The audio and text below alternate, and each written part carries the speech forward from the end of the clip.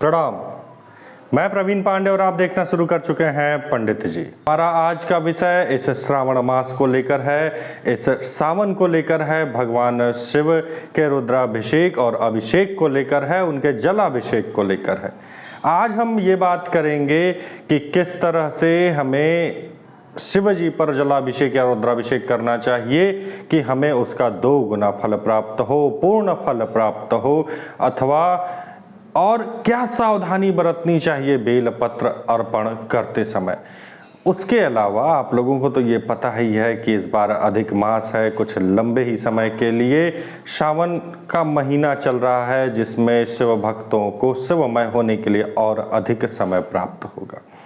तो ये हमारे लिए बहुत खुशी की बात है और इसी खुशी को और 2 गुना करने के लिए हमारी आज की वीडियो है।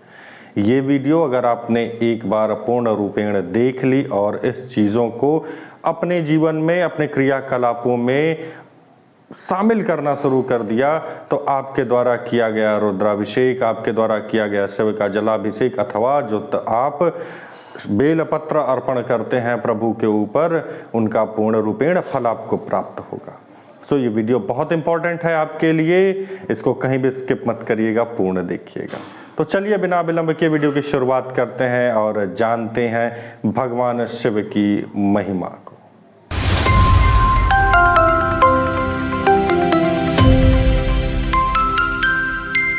कि सबसे पहले मैं इस वीडियो में बात करना चाहूँगा, वैसे वीडियो तो काफ़ी छोटी होने वाली, बहुत बड़ी नहीं होगी, सो स्किप मत करिएगा। सबसे पहले मैं इस वीडियो में बात करूँगा बेलपत्र की। बेलपत्र जो हम अर्पण करते हैं उसमें हमें क्या सावधानियां बरतनी चाहिए। बेलपत्र का मतलब क्या हुआ कि आप गए, बेलपत्र को तोड़े और उस पर चंदन छिड़के अथवा राम राम लिखे, शिव शिव लिखे, जो भी करना है आपने किया और ले जाके प्रभु को अर्पित कर दिया। ऐसा कतई नहीं होना चाहिए। होना क्या चाहिए, देखिए, मैं अक्सर देखा हूँ, इसी सावन में बहुत जगह मैं देख लिया कि थोड़ी सी जागरूकता का अभाव है। हो क्या रहा है कि हम बेलपत्र को पेड़ पर से तोड़ते हैं, उसमें छांटते नहीं कि फटी है, बीमार बेल का पत्ता है, सूखा हुआ बेल का पत्ता है, मुरझाया हुआ है या कैसा है, या उसकी जो डंडी है वो कैसी है।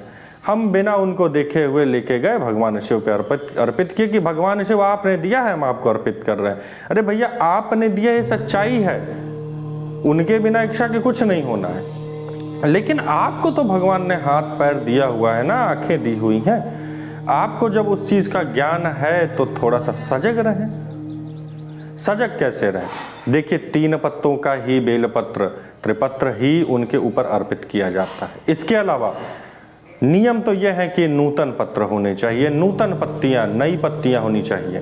पर नई पत्तियां आप कहाँ से खोजेंगे? जो भी पत्ती है ठीक है, कोई दिक्कत नहीं, पर ध्यान रखें कि पत्ती कटी फटी न हो। जिसमें 3 पत्ते एक ही उसमें निकले हों, वही बेलपत्र ही आप भगवान शिव को अर्पित करें। इसके अलावा कटी फटी न हो, सूखी न हो, उसमें दाग धब्बे न लगे हों। कोशिश करिए कि ताजी रहे। वैसे शाम को भी आप ला के रखेंगे तो कोई दिक्कत नहीं। सबसे महत्वपूर्ण जो इसमें सावधानी आपको बरतनी चाहिए वो क्या है? सावधानी इसमें सबसे महत्वपूर्ण है वो 2 है। पहली सावधानी ये कि भाई जो लोग शहर में रह रहे हैं उनको बेलपत्र नहीं मिलते हैं, बेल के पौधे, बेल के पेड़ उनको नहीं उपलब्ध हैं, वो बाजार से ही खरीद कर लाते हैं, तो वहाँ पैसे दे कर लेते हैं। चलिए, उसमें कोई दिक्कत नहीं। पर जो लोग गांव में रहते हैं, थोड़ा सा दबंग प्रकृति के हैं, अब उनके साथ क्या होता है कि वो अपने किसी अनुज को, चाहे सहचर को बोल दिए, अपने साथ में किसी रहने वाले को बोल दिए कि फलाने बिहाने रुद्राभिषेक बेल का पत्ता ही ले ले। या भोजपुरी शायद आप समझ पा रहे होंगे, या हिंदी में भी बोल दे रहा हूँ कि मैं ये बोला हूँ कि किसी भी अपने सहचर से, जो अपने नीचे कार्य करने वाले से, वो लोग बोल देते हैं कि भाई सुबह हमारे यहाँ रुद्राभिषेक है और आप बेलपत्र लेते आइएगा। अब वो फलाने तो गए, बेलपत्र लेके आ गए और मैंने अर्पण भी कर दिया, रुद्राभिषेक भी कर लिया, अभिषेक भी कर लिया, हर चीज़ कर लिया, पर उनको मैंने उसका मूल्य नहीं दिया, उस पत्र का मूल्य नहीं दिया, उसमें उनकी जो मेहनत लगी है उसका मूल्य मैंने नहीं दिया, तो उसका फल कुछ हद तक उस व्यक्ति को भी जाएगा। इस चीज़ का विशेष ध्यान रखें कि आप सक्षम हैं तो स्वयं लेके आवें।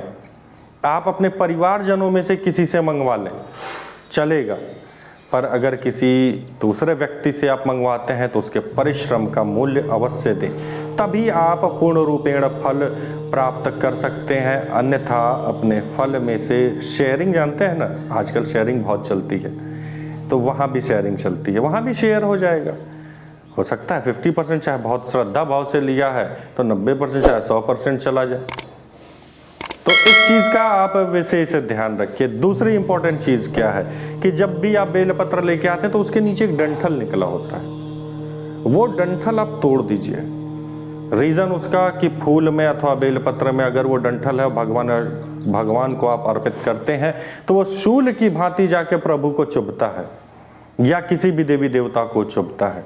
सो आप उनकी पूजा कर रहे हैं, ना कि उनसे आप अपनी दुश्मनी निकाल रहे हैं। तो उस डंठी को तोड़ दिया करिए। अगर बेलपत्र का अभाव है तो समीपत्र आप चढ़ा सकते हैं भगवान शिव पर। तो ये 2 सावधानियां थी जिसको विशेष रूप से आपको ध्यान देना है। इसके अलावा अब बात करते हैं रुद्राभिषेक पर। रिसेंटली बड़ा बवाल हुआ था कि दूध बहा दिया जाता है, ये कर दिया जाता है, वो कर दिया जाता है। हमारी आस्था है इसमें, जो भगवान ने हमें दिया है उसको भगवान को ही अर्पित करने में किस तरह का संशय होना चाहिए? कोई संशय नहीं होने चाहिए। ये हमारी आस्था का प्रश्न है, हम इसे करेंगे, पर थोड़ा सा सुधार के करिए। सुधार के कैसे करिए?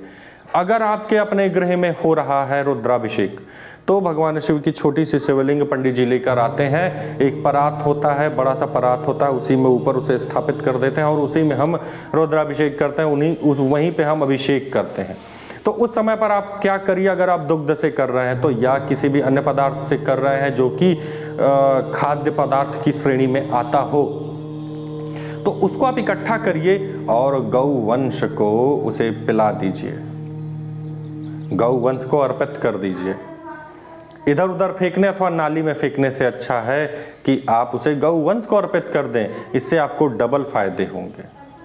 देखिए, आप भी जानते हैं कि गौ की सेवा का पुण्य कितना होता है। सो आप इसी से ध्यान लगाइए, थोड़ा सा सोचिए, सोच विचार करिए कि भगवान शिव को अर्पित किया हुआ पदार्थ अगर गौ उसका ग्रहण कर ले तो आपको कितना आशीर्वाद मिलेगा, आपको कितना पुण्य मिलेगा। तो इस चीज़ का विशेष ध्यान रखिए। दूसरी चीज़ कि मंदिर में जो मैनेजमेंट है, मैं उनसे भी अनुग्रह करूंगा, उनसे भी मैं निवेदन करूंगा कि अगर आपके यहाँ पॉसिबिलिटी हो तो जहाँ शिव जी का पिंड रखा होता है, शिव जी का लिंग रखा होता है, शिवलिंग रखा होता है, वहाँ पर एक छोटा सा कुंड बना लें ताकि जो दुग्ध है और भगवान शिव पर अर्पित की हुई सामग्री नालियों में ना जाए, वो किसी अच्छे स्थान पर ही जाए। उसको अर्पित कर लीजिए और बाहर एक हौदी उदी बनवा दीजिए जिसमें दूध आ रहा है तो उसको निकाल के उसमें चला जाए, अथवा वो कुंड ही बाहर बनवाइए ताकि उस कुंड में वो पदार्थ इकट्ठा होता रहे, उसे गौवंश अथवा जीव जंतु उसका ग्रहण करते रहें। या किसी तालाब में वो चला जाए, मछलियाँ उसका ग्रहण करती रहें, नाली में ना जाए। इसका विशेष ध्यान रखिए। ये मेरा निवेदन है। अगर किसी को इससे कष्ट है तो मैं उसके लिए क्षमा प्रार्थी हूँ। ये मेरा खुद का विचार है, मैं किसी पे अपने विचारों को इम्पोज, शायद अंग्रेजी में बोलते हैं थोपना, मैं थोप नहीं रहा हूँ, मैं अपने विचारों को प्रस्तुत कर रहा हूँ। अगर आपको यह विचार उचित लगे तो पालन अवश्य करिएगा। आज के लिए बस इतना ही, मिलते हैं फिर अगली वीडियो में, तब तक के लिए प्रणाम।